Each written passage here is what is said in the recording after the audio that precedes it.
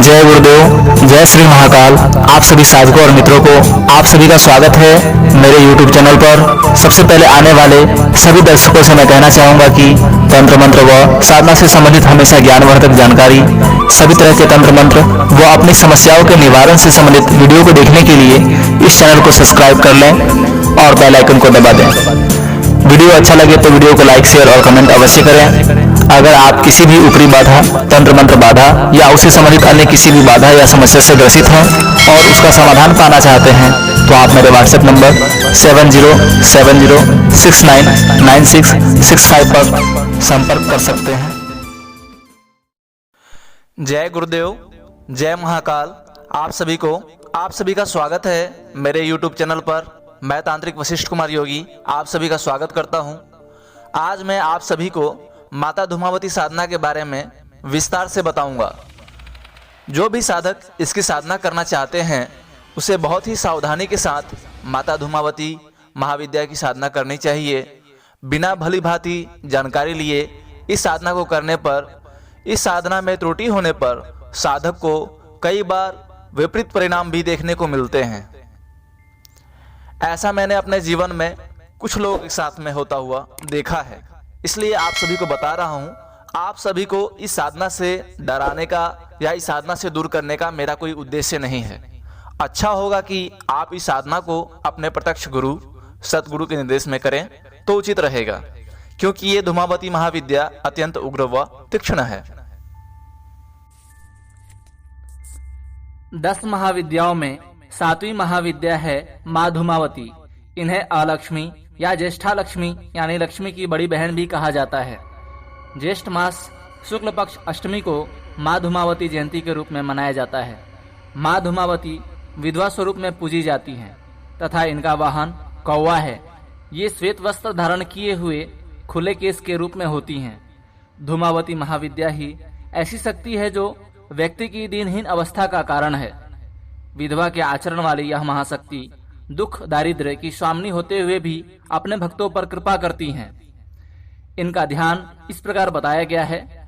अत्यंत लंबी, मलिन वस्त्रा, रुक्ष वर्णा, कांतिहीन, चंचला, दुष्टा, बिखरे बालों वाली, विधवा, रूखी आंखों वाली, शत्रु के लिए उद्वेग कारिणी, लंबे विरल दांतों वाली, बुभुक्षिता, पसीने से आर्द्र, स्तन नीचे लटके हुए हो, सुपयुक्ता, हाथ फटकारती हुई, बड़ी नासिका, कुटिला, भयप्रदा, कृष्ण वर्णा, कलह प्रिया तथा जिसके रथ पर कौवा बैठा हो ऐसी देवी। क्रोधमय ऋषियों की मूल शक्ति धूमावती है, जैसे दुर्वासा, अंगिरा, भृगु, परशुराम आदि। सृष्टि कलह के देवी होने के कारण इनको कलह प्रिय भी कहा जाता है। चौमासा ही देवी का प्रमुख समय होता है जब इनको प्रसन्न किया जाता है। नरक चतुर्दशी देवी का ही दिन होता है जब वो पापियों को पीड़ित व दंडित करती है। देश के कई भागों में नरक चतुर्दशी पर घर से कूड़ा करकट साफ कर उसे घर से बाहर कर अलक्ष्मी से प्रार्थना की जाती है कि आप हमारे सारे दरिद्र लेकर विदा होइए। ज्योतिष शास्त्र अनुसार माँ धूमावती का संबंध केतु ग्रह तथा इसका नक्षत्र ज्येष्ठा है। इस कारण इन्हें ज्येष्ठा भी कहा जाता है। ज्योतिष शास्त्र अनुसार अगर किसी व्यक्ति की कुंडली में केतु ग्रह श्रेष्ठ जगह पर कार्यरत हो अथवा केतु ग्रह से सहायता मिल रही है तो व्यक्ति जीवन में दुख, दारिद्र्य और दुर्भाग्य से छुटकारा मिलता है। केतु ग्रह की प्रबलता से व्यक्ति सभी प्रकार के कर्जों से मुक्ति पाता है और उसके जीवन में धन, सुख और ऐश्वर्य की वृद्धि होती है। पहली कहानी तो यह है कि जब सती ने पिता के यज्ञ में स्वेच्छा से स्वयं को जलाकर भस्म कर दिया तो उनके जलते हुए शरीर से जो धुआं निकला उसे धूमावती का जन्म हुआ। इसलिए वे हमेशा उदास रहती हैं। यानी धूमावती धुएं के रूप में सती का भौतिक स्वरूप है। दूसरी कहानी यह है कि एक बार सती शिव के साथ हिमालय में विचरण कर रही थी। तभी उन्हें जोरों की भूख लगी। उन्होंने भगवान शिव से कहा, मुझे भूख लगी है, मेरे लिए भोजन का प्रबंध करें। भगवान शिव ने कहा, अभी कोई प्रबंध नहीं हो सकता। तब सती ने कहा, ठीक है, मैं आपको खा जाती हूँ, और वे शिव को ही निगल गई। शिव जो इस जगत के सर्जक हैं, परिपालक हैं। फिर शिव ने उनसे अनुरोध किया कि मुझे बाहर निकालें, तो उन्हें उगलकर उन्होंने बाहर निकाल दिया। निकलने के बाद शिव ने उन्हें श्राप दिया कि अभी से तुम विधवा रूप में रहोगी।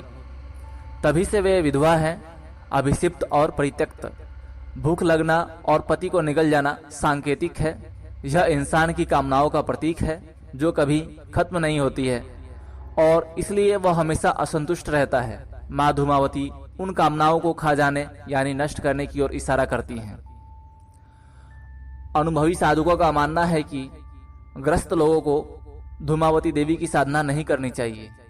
वहीं कुछ साधकों का मानना है कि यदि इसकी साधना करने भी हो तो घर से दूर एकांत स्थान अथवा एकांकिक रूप से करनी चाहिए। विशेष ध्यान देने वाली बात यह है कि इस महाविद्या का स्थायी आवाहन नहीं होता, अर्थात इन्हें लंबे समय तक घर में स्थापित या विराजमान होने की कामना नहीं करनी चाहिए, क्योंकि ये दुख, कलेश और दरिद्र की देवी है।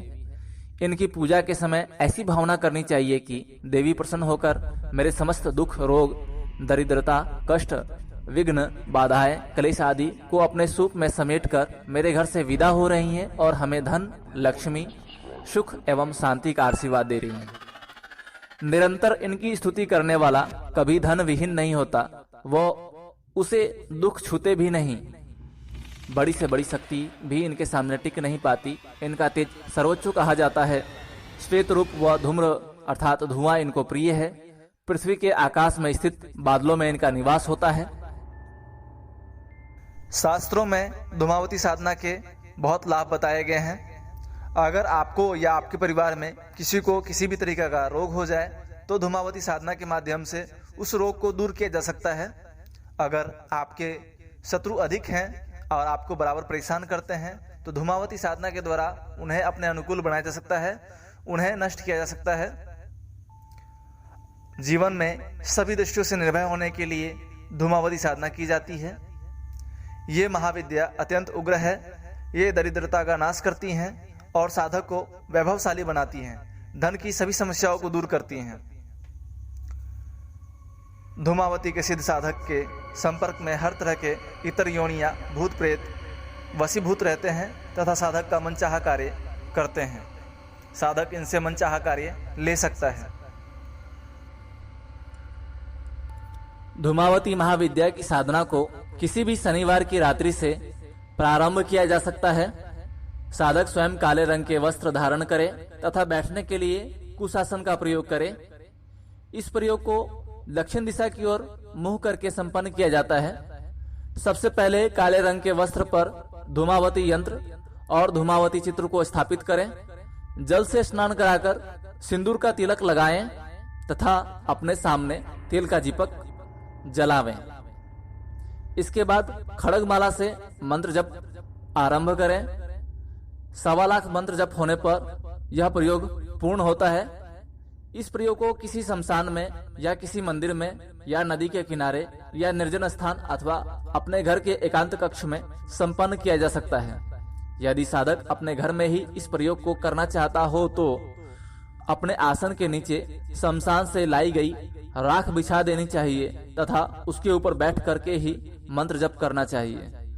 प्रयोग समाप्ति पर यंत्र तथा माला को किसी नदी में प्रवाहित कर दें। रोग मुक्ति, शत्रुनाश तथा जीवन में निर्भयता के लिए यह श्रेष्ठतम प्रयोग है। हर किसी साधक को इसे करना चाहिए। इसे करने से पहले अपने गुरु से, सतगुरु से तथा अनुभवी जानकार साधकों से इसके बारे में राय ले लें। उनके सलाह से, उनके मार्गदर्शन में ही इस साधना को करें, क्योंकि ये तीक्ष्ण साधना है। मंत्र है धूम धूम धूमावती ठह ठह। जय गुरुदेव, जय महाकाल। आप सभी का दिन शुभ हो।